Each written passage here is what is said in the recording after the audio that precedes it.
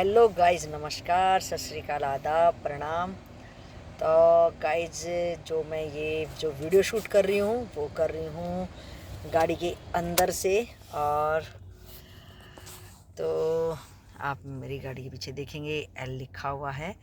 तो मैं ये क्यों कर रही हूँ कि मैं बताना चाह रही हूँ कि मेरे को भी जब गाड़ी मेरे को नहीं आती थी, और जिसने भी मुझे सिखाया, पहली बात उसका बहुत बहुत शुक्रिया है, आभार है और धन्यवाद है कि एक गुरु, चाहे वो आपका किसी भी फील्ड में हो, जो आपको कुछ भी सिखा रहा अगर है, तो सिखाने वाले को गाइज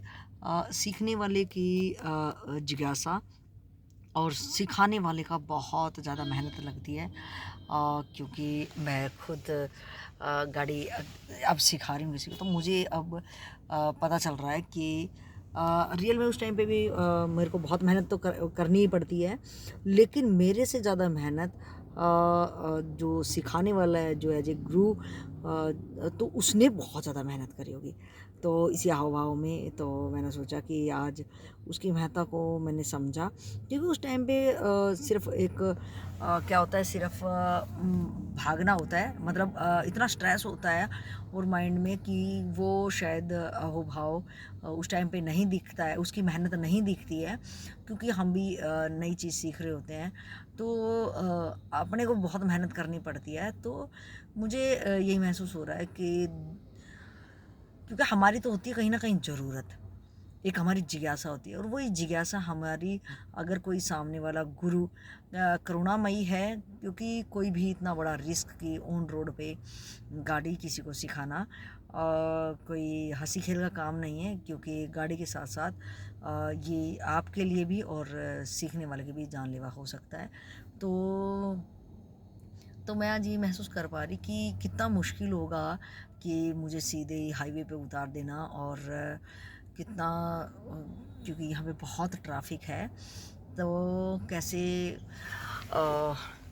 उन्होंने मैनेज किया होगा। और आप देख रहे होगे मेरे पीछे कि ट्रैफिक बहुत है, और पूरा ये बॉम्बे हाईवे है, और तो यहाँ पे ट्रैफिक बहुत ज़्यादा है, बल्कि मैंने तो एक लिंक रोड पे लिया है, तो लेकिन हाईवे बहुत स्पीड यहाँ चलता है। तो मैंने भी इसी रोड पे गाड़ी सीखी थी। तो मेरा यही एज ए गुरु के प्रति जो मेरा अहोभाव एक जागा कि कैसे आपकी ज़रूरत में कोई ना कोई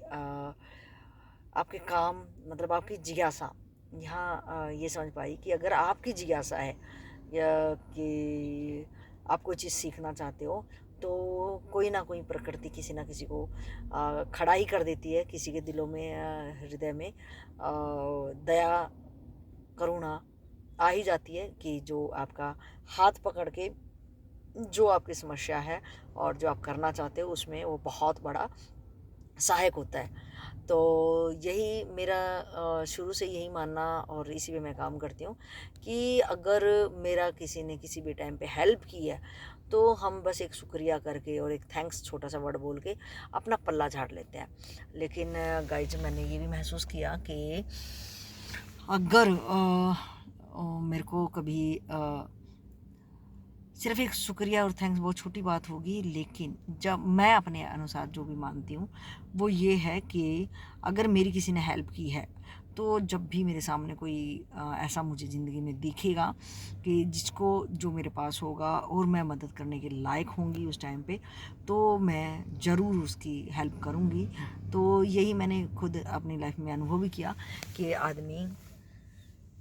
कि जो हम देते हैं प्रकृति को, और वो ही लौट के हमारे सामने आता है, और वही हम एक दूसरे को देते हैं। तो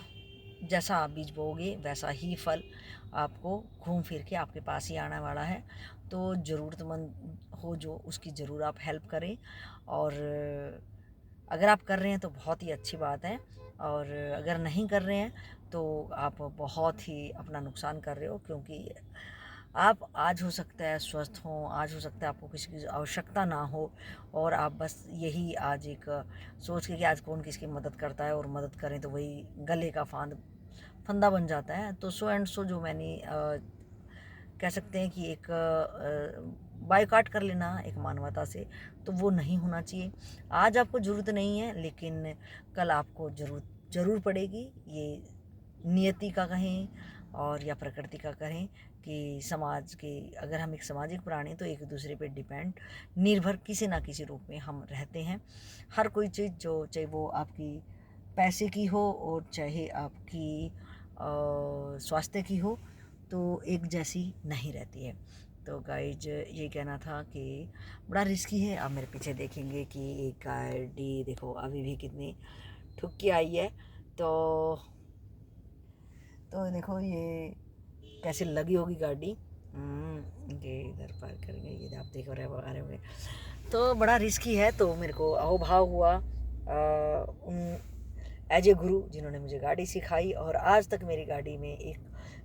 खोंच तक भी नहीं लगी, और ना ही मैंने कभी ऐसी असावधानी मेरे नेचर में, मतलब सिखाने वाले पे कितना चीज़ डिपेंड रहती हैं कि जैसे आपके माइंड में शुरू में जो बातें डाल दी जाती हैं तो बिल्कुल वो, क्योंकि आप उस टाइम पे कोरे कागज़ होते हो, और अगर आपको सिखाने वाला गुरु